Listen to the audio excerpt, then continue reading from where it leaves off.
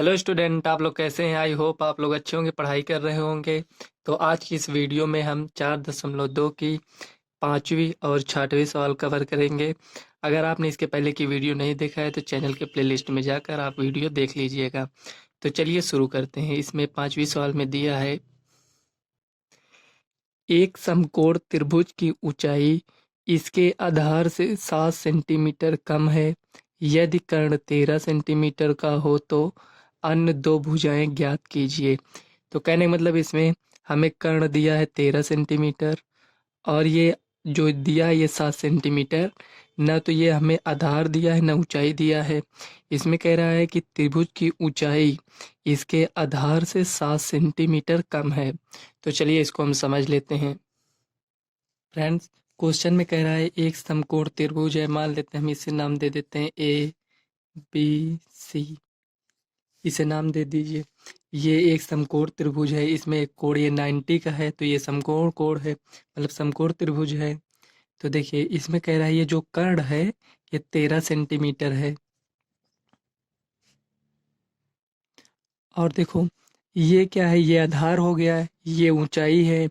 जब BC मतलब ये जो BC है ये आधार हो गया त्रिभुज का, ये AB जो है ये ऊंचाई है। तो क्वेश्चन में कह रहा है त्रिभुज की जो ऊंचाई है इसके आधार से 7 सेंटीमीटर कम है। कहने का मतलब ये हुआ कि जब हम BC भी हमें नहीं पता है, AB भी नहीं पता है, तो BC को मान लेते हैं यक्स है। तो क्वेश्चन में कह रहा है ये जो BC है मतलब ये जो यक्स है और ये जो त्रिभुज की ऊंचाई है इसके आधार से, मतलब ये इसका आधार कितना माने हैं, यक्स माने हैं। तो इसके आधार से ये जो ऊंचाई है 7 सेंटीमीटर कम है। कम है मतलब माइनस लगाएंगे, तो यहाँ लिखेंगे यक्स इसके आधार से 7 सेंटीमीटर कम है। तो ये हो गया। और देखो ये समकोण त्रिभुज है, तो इसमें हम पाइथागोरस प्रमेय से इसको सॉल्व कर लेंगे। ये जो ये हम माने हैं यहाँ पर, इसी को हम यहाँ चलिए लिख लेते हैं। यहाँ माना, माना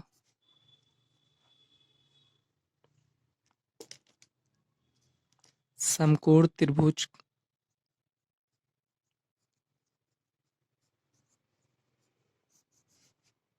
समकोण त्रिभुज BC लिख देते हैं यहाँ। कोण त्रिभुज BC का आधार यक्स सेंटीमीटर है। ठीक, ये हो गया, ये इतना लगे। ठीक, यक्स सेंटीमीटर है। तो अब देखिए जब इसका आधार यक्स सेंटीमीटर है तो ए बी कितना होगा, x-7। तो यहाँ लिखेंगे तथा, ये प्रश्न से है, ये जो x-7 तथा त्रिभुज की ऊंचाई, त्रिभुज की ऊंचाई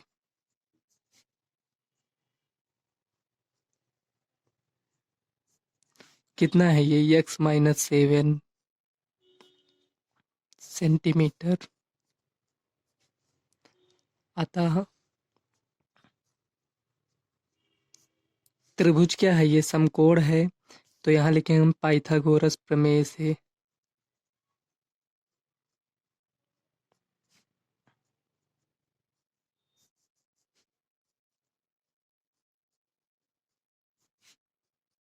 ये जो पाइथागोरस प्रमेय है ये कब लगता है, जब एक कोण ये 90 का हो, मतलब ये जो त्रिभुज बना है ये समकोण होगा, तब ये पाइथागोरस प्रमेय लगेगा। देखो इसमें हमें एक भुजा पता है, तो इसमें हम पाइथागोरस प्रमेय लगाकर, तो हमें देखो यहाँ ये एक्स इसमें भी है, ये एक्स इसमें है, तो हमें ये ज्ञात कर लेंगे। तो पाइथागोरस प्रमेय क्या कहता है, लंब का स्क्वायर आधार का स्क्वायर दोनों को प्लस कर देंगे तो किसके बराबर हो जाएगा, ये जो कर्ण है इसके स्क्वायर के बराबर हो जाएगा। तो यहाँ हम लिख देते हैं, यहाँ ये जो लिखा है इसको हम इस तरह लिख देते हैं। देखो ये इसका स्क्वायर प्लस BC का स्क्वायर इक्वल टू AC का स्क्वायर, इसके बराबर होता है। ये क्या है, ये लंब है, ये आधार है, ये कर्ण है।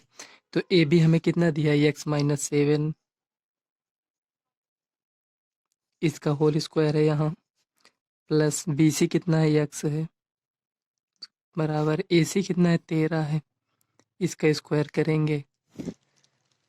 तो देखिए इसको सॉल्व कर लेंगे। इसमें कौन सा फार्मूला लगेगा, ये त्रिभुज बनाए हैं जो, इसको आपको बनाना पड़ेगा। इससे आप बना लीजिएगा इसी तरह। चित्र बनाने से मतलब ये रहता है, जैसे मान लीजिए यहाँ हम चित्र इसको बनाए हैं, तो इसमें आप थोड़ा बहुत कम थोड़ा लिखे रहेंगे तो चित्र से खुद ही समझ में आ जाता है। तो इसको देखिए, यहाँ तक सॉल्व किए हैं, तो ये हमें किस रूप में दिख रहा है, यह a माइनस बी। देखो ये a की जगह पर x है, b की जगह पर क्या है 7 है, तो इसमें ये फार्मूला लगा देंगे a माइनस बी का whole square equal to a square plus b square minus 2ab। इसका फार्मूला ये होता है। तो a माइनस बी को होल स्क्वायर के रूप में ये लिखा है, तो हम इसे इस रूप में लिख देंगे। तो a स्क्वायर मतलब x का स्क्वायर प्लस 7 का स्क्वायर माइनस 2ab। a ये है, b ये है, तो x into 7 plus x square equal to 13 का स्क्वायर कितना होता है 169। अब देखो इसको हम सॉल्व कर लेंगे। देखो एक्स स्क्वायर इसमें भी है, एक्स स्क्वायर इसमें भी है, तो ये ऐड कर लेंगे क्योंकि दोनों की सेम साइन है। 2x स्क्वायर, अब देखो ये इसको इससे गुणा करेंगे तो 7 दूनी 14 माइनस 14x, ये भी स्क्वायर करेंगे तो 49 आएगा प्लस 49। देखो इधर ये प्लस में, इसको इधर लेकर आएंगे तो माइनस में हो जाएगा। इन 169 इक्वल टू 0 ये हो गया। अब देखिए 2x स्क्वायर माइनस 14x, अब इसमें से इसको माइनस करेंगे तो देखो 9 में से 9 गया 0, ये हो गया। अब 6 में से 4 गया 2, एक ये बचा, इसको नोट कर लेंगे, बड़ी संख्या की साइन लगा देंगे इक्वल टू 0। अब देखो ये भी 2 से विभाजित है, ये भी है, ये भी है, तो इसमें हम 2 से भाग दे देंगे। तो यहाँ हम लिखेंगे 2 से भाग करने पर, या 2 से आप भाग कर दीजिए या कॉमन ले लीजिए। तो चलिए हम कॉमन ही ले लेते हैं। -7x -60 इक्वल टू 0 ये हो गया। देखिए ये जो 2 है इसको हम इधर लेकर आएंगे तो ये 0 हो जाएगा। तो अब हम इसको इतना लिखेंगे x square -7x -60 equal to 0 ये हो गया। अब देखिए अब हमें इसका गुणनखंड करना पड़ेगा। तो गुणनखंड हम कैसे करते हैं, यहाँ देखिए इसको इससे गुणा करेंगे यहाँ एक से तो 60 हो जाएगा ये। तो 60 को हम किस तरह लिख सकते हैं, तो 60 को देखिए 2 गुणे 30 लिख सकते हैं, इस तरह लिख सकते हैं। 4 गुणे 15 लिख सकते हैं, और किस रूप में लिख सकते हैं, इसी तरह आप ऐसे चेक कर लिया करिए। 20 3 60 नहीं समझ में आता है तो हमने आपको बताया कि एलसीएम ले लिया करिए, उसका भाज्य गुणनखंड, उसे मिलाकर आप चेक कर लिया करिए कि इसमें से उसमें 2 संख्या चेक करना रहता है, तो उससे आप चेक कर लिया करिए, उससे भी आपको समझ में आ जाएगा। एक होता है 12 पंचे 60 ये। अब देखिए इसको हम जोड़ेंगे या घटाएंगे तो ये -7 मतलब ये 7 नहीं आएगा। अभी हम साइन को नहीं ध्यान देते हैं, सिर्फ प्लस माइनस कर कर देखते हैं कि इतना आएगा कि नहीं। देखो 15 में 4 जोड़ेंगे तो 19 हो जाएगा, माइनस करेंगे तो 11 हो जाएगा। 20 में 3 जोड़ेंगे 23, माइनस करेंगे तब भी 17 रहेगा।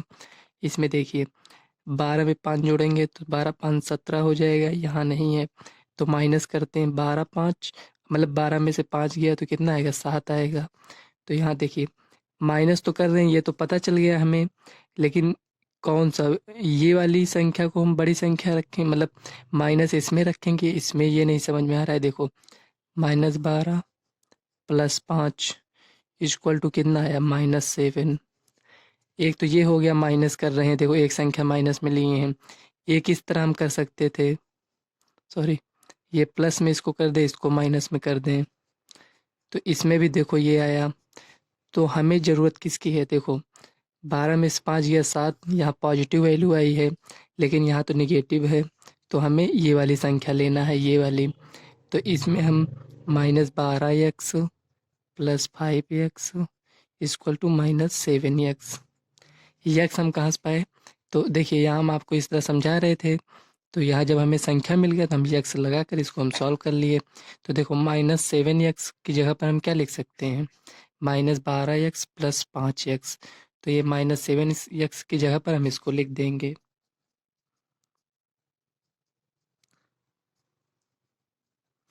-60 = 0। जरूरी नहीं है कि मतलब -12x यहाँ पहले लिखें, तो आप भी लिखिए। आप 5x को यहाँ लिख दीजिए, और ये जो -12x है आप इसको यहाँ लिख सकते हैं। उससे आपकी सवाल गलत नहीं होगी। अब इसी को आप सॉल्व कर लीजिए। देखो, इसमें भी x है, इसमें भी एक x है, तो x कॉमन ले लेंगे।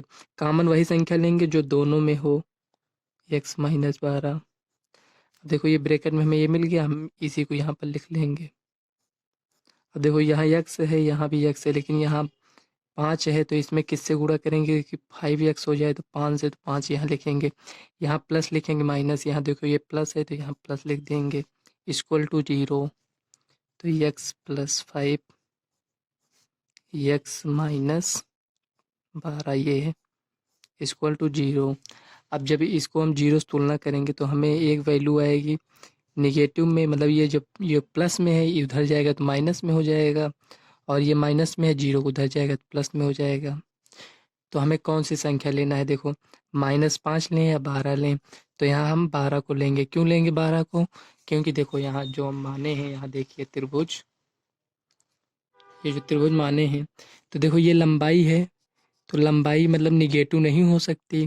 तो यहाँ हमें जो -5 निगेटिव आया है, तो उसे हम नहीं लेंगे, क्योंकि ये जो लंबाई है, ये मतलब कितना भी कम होगा, अगर एक बिंदु के बराबर भी होगा, मतलब जैसे इतना है, तो इसका भी तो कुछ ना कुछ माप होगा, माइनस में तो नहीं होगा ना, इसीलिए माइनस वैल्यू को नहीं लेंगे यहाँ पर।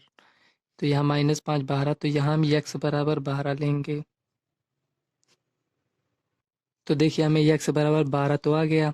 हमें दोनों भुजाएं ज्ञात करनी है, तो ये हमें जो x बराबर 12 आया है, ये तो आधार आया है।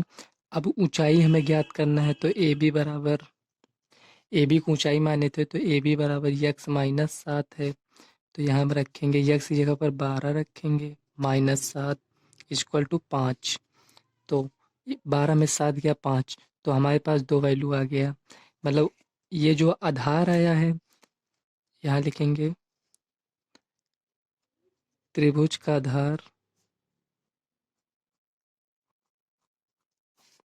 आधार x बराबर 12 सेंटीमीटर तथा ऊंचाई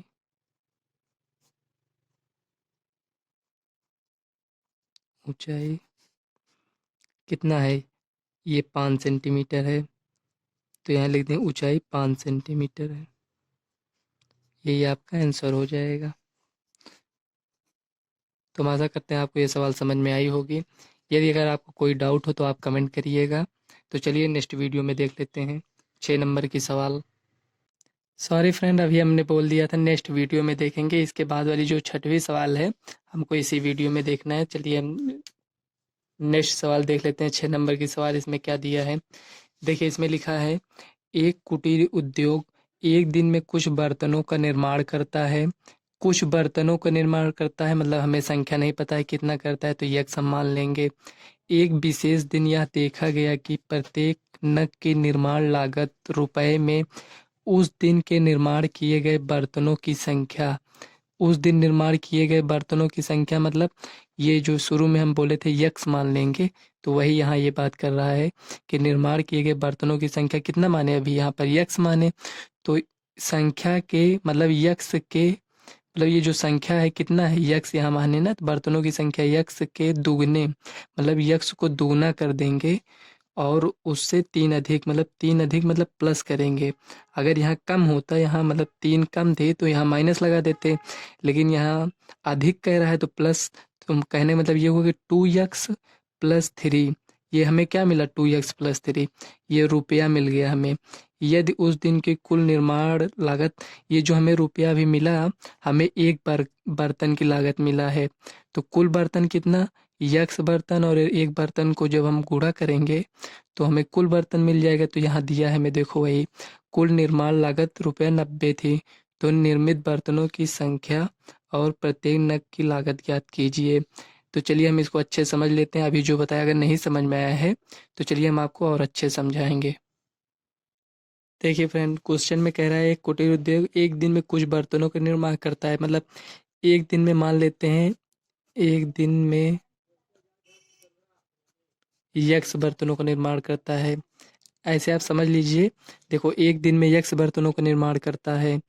तो क्वेश्चन में आगे कह रहा है कि एक विशेष दिन यह देखा गया कि प्रत्येक नग की निर्माण लागत उस दिन के निर्माण किए गए बर्तन, मतलब उस दिन के मतलब जितना बर्तन निर्माण किए गए हैं, मतलब ये जितना यक्स बर्तन निर्माण किए हैं, अगर इसका हम दुगना कर देते हैं, दुगना कर कर मतलब से 3 अधिक थी, मतलब दुगने से 3 अधिक, तो ये हमें क्या मिल गया? इसमें निर्माण लागत रुपए में, मतलब ये रुपया हमें मिल गया, ये रुपया इतना दिया है। एक दिन में कितना बर्तन निर्माण करते हैं? यक्स बर्तन। और एक बर्तन का निर्माण लागत कितना है? 2x+3 है। तो ये इसको अगर हम इससे गुणा कर देंगे तो हमें कुल निर्माण लागत, कहने का मतलब हमें ये हुआ कि देखो, जैसे किसी पेन की कीमत मान लो 3 रुपए है, एक पेन की कीमत, और हमें 4 पेन लेना है। तो एक पेन की कीमत तो तीन एक पेन की कीमत तो 3 रुपए है, तो 4 पेन हमें लेना है। तो क्या करेंगे हम? ये जो एक पेन की कीमत है उसको 4 से हम गुणा कर देंगे इस तरह, तो हमें 12 मिल जाएगा। वही इसमें भी करना है। देखो, एक दिन में कुल बर्तनों की संख्या तो इतना है और एक बर्तन की कीमत इतना है, तो हमें यक्स बर्तन की कीमत पता करना है। तो दोनों को हम गुणा कर देंगे तो हमें कुल बर्तन की लागत पता चल जाएगी। तो हमें कुल बर्तन की लागत दिया है 90 रुपए। तो इसी को हम सॉल्व कर लेंगे, मतलब 2x+3, इसमें यक्स से गुणा कर कर कुल लागत हमें 90 दिया है। तो इसी को सॉल्व कर लेंगे तो हमें यक्स का मान मिल जाएगा। तो इसी को हम चलिए लिख लेते हैं। यहाँ हम लिखेंगे माना एक कुटीर उद्योग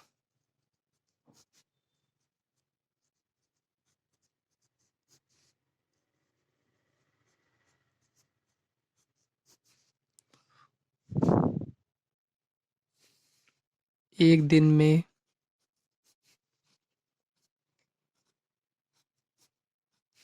यक्स बर्तनों का निर्माण करता है।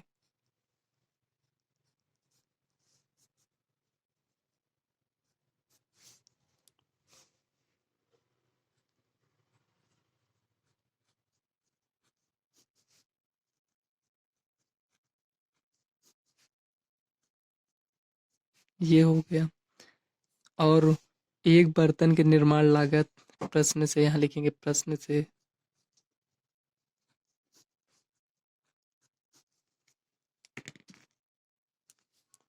एक बर्तन का निर्माण लागत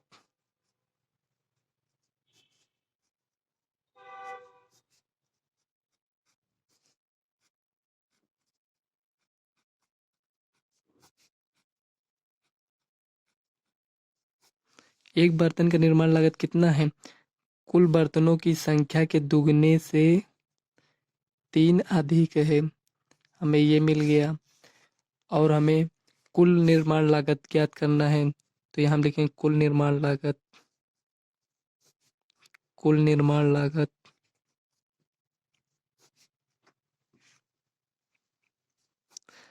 देखो, एक पूरे बर्तन तो ये है, यक्स है, एक बर्तन का रेट ये है। तो जब दोनों को गुणा कर देंगे, अब यहाँ हम लिखेंगे 2x+3, यक्स से गुणा करेंगे तो हमें कुल निर्माण लागत दिया है यह 90। इसी को हम सॉल्व कर ले, इसको इससे गुणा करेंगे 2x², इसको इससे करेंगे +3x = 90। देखो, हमें कैसे पता चला कि दोनों संख्याओं को गुणा करना है? ये एक डाउट हो सकता है आपके अंदर कि मतलब इसको हम जोड़ भी तो सकते थे, माइनस भी कर सकते थे, लेकिन यहाँ हम गुणा ही क्यों किए हैं? देखो, जैसे हमें एक बर्तन की लागत पता है और यहाँ हमें यक्स बर्तन की लागत निकालना है, तो हम जोड़ेंगे तो हमें नहीं मिलेगा, तो हमें एक एक करके पूरा जोड़ना पड़ेगा। इससे अच्छा हम इसको गुणा कर लेते हैं, गुणा करने से आपको जल्दी मान मिल जाएगा। इसलिए इसको दोनों को गुणा करते हैं। जैसे हमने अभी हमने आपको पेन का एग्जाम्पल दिया था, उस तरह तो आप 3 पेन का दाम जोड़ जोड़ कर भी निकाल सकते थे, लेकिन उसमें ज़्यादा टाइम जाता। इसमें है डायरेक्ट गुणा कर लेंगे, इसलिए इसको हम गुणा करें। देखो, ये इतना हो गया। अब इसी को सॉल्व कर लेना है। 2x² + 3x minus 90 equal to 0। ये हो गया। तो इसका हम गुणनखंड कर लेंगे। देखो इसको इससे गुणा करते हैं। अभी तक देखो यहाँ कोई संख्या नहीं थी, एक था तो एक से गुणा कर रहे थे, अब दो संख्या है तो यहाँ आपको 180 मिल गया। देखो हमें बड़ी संख्या मिल गया। अब हमें दो संख्याएं इसमें ढूंढने में टाइम लगेगा, तो यहाँ हम एलसीएम ले लेते हैं। 180 तो 90, 2 45, 3 3 5 15, 5 1, ये हो गया। ठीक। अब देखो हमारे पास ये आ गया, तो इसी से हम इसको चेक करेंगे। देखो यहाँ 180 है, तो हमें तो ये पता चल गया कि यहाँ अगर हम छोटी संख्या लेंगे, जैसे 2 लेंगे और इससे से गुणा कर कर, मतलब जैसे 55 15 45 दूना 90।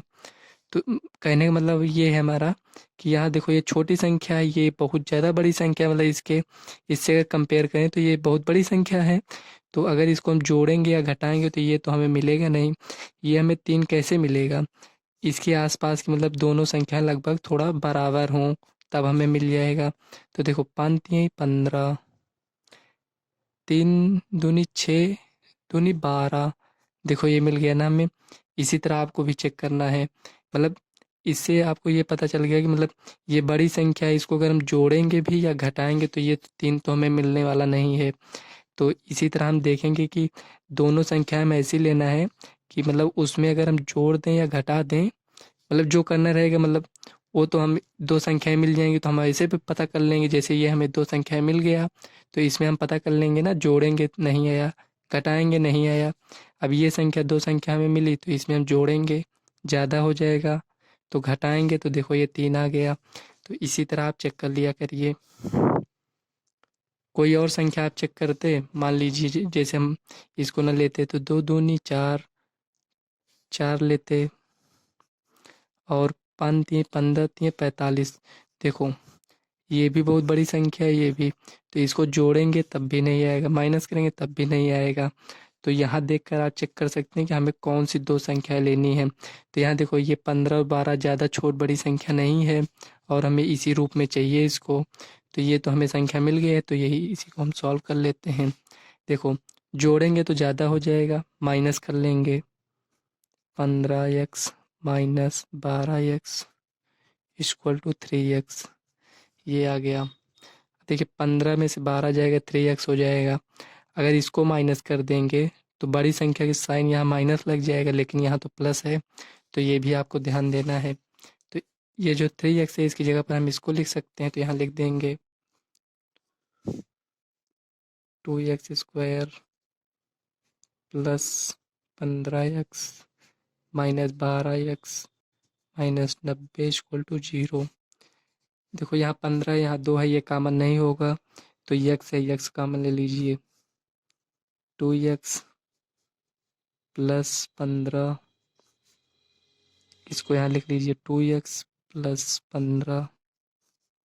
अब देखो यहाँ 12 है, यहाँ 2 है, तो किससे गुणा करेंगे? ये 12 इस तरह हो जाए तो 6 से गुणा कर देंगे।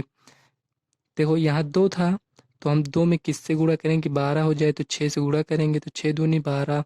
अब हमें नहीं पता चल रहा है किससे गुणा करना है, तो यहाँ 2 है, तो इस 2 से यहाँ हम भाग दे देंगे तो हमें 6 मिल जाएगा, तो वही 6 हम यहाँ लिख देंगे। ये माइनस में है, इसको माइनस लिख दीजिए, इक्वल टू 0। ये हो गया। अब एक बार इसको लिखेंगे x minus 6, 2x plus 15 equal to 0। ये हो गया। देखिए इसको तुलना करेंगे तो एक बार इससे तुलना करेंगे तो x बराबर 6 मिल गया, और ये x बराबर -15/2। तो यहाँ देखिए हमें माइनस में मिला, एक पॉजिटिव वैल्यू मिली है, तो ये जो पॉजिटिव वैल्यू इसको, ये यही आपका आंसर होगा। ये पॉजिटिव वैल्यू, यहाँ भी हम निगेटिव वैल्यू नहीं लेंगे, क्योंकि जो बर्तनों की संख्या निर्मित करेंगे उसमें तो या फिर बर्तन होगा या फिर नहीं होगा, लेकिन निगेटिव तो नहीं होगा। चाहे वो एक बर्तन निर्मित करें या 2 या 5 10 या कितना भी ज़्यादा करें, कम से कम वो एक तो करेंगे। अगर नहीं भी करेंगे तो 0 रहेगा, निगेटिव नहीं होगा, इसलिए हम निगेटिव नहीं लेंगे। तो x बराबर 6, ये हमें x क्या मिला है? x बराबर 6 हमें एक दिन के ये मतलब बर्तनों की संख्या मिला है, मतलब एक दिन में कितने बर्तनों का निर्माण करते हैं। और लागत हमें ज्ञात करना है, तो ये यक्स का मान हम उसमें रख देंगे 2x+3 जो माने हैं। तो यहाँ हम लिखेंगे अतः एक दिन में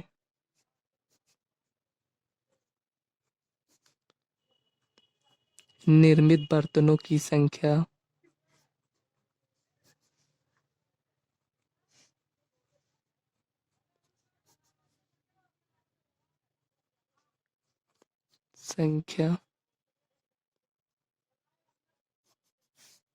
x बराबर कितना है 6 है। और एक बर्तन के निर्माण लागत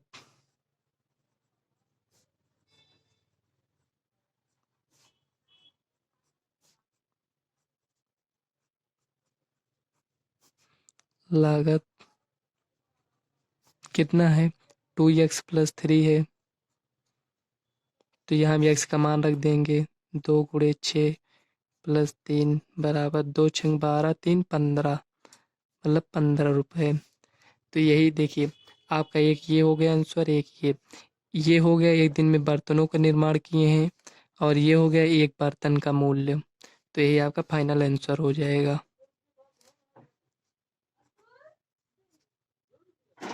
तो फ्रेंड्स इस वीडियो को हम यहीं तक रखते हैं। अगर वीडियो आपको अच्छी लगी तो वीडियो को लाइक व चैनल को सब्सक्राइब कर लेना, ताकि आने वाले वीडियो का नोटिफिकेशन आप तक सबसे पहले पहुंचे। और इस वीडियो को ज़्यादा से ज़्यादा अपने फ्रेंड्स को शेयर करिएगा। और वीडियो आपको कैसी लगी कमेंट में ज़रूर बताइएगा। तो चलिए मिलते हैं नेक्स्ट वीडियो में, तब तक के लिए बाय।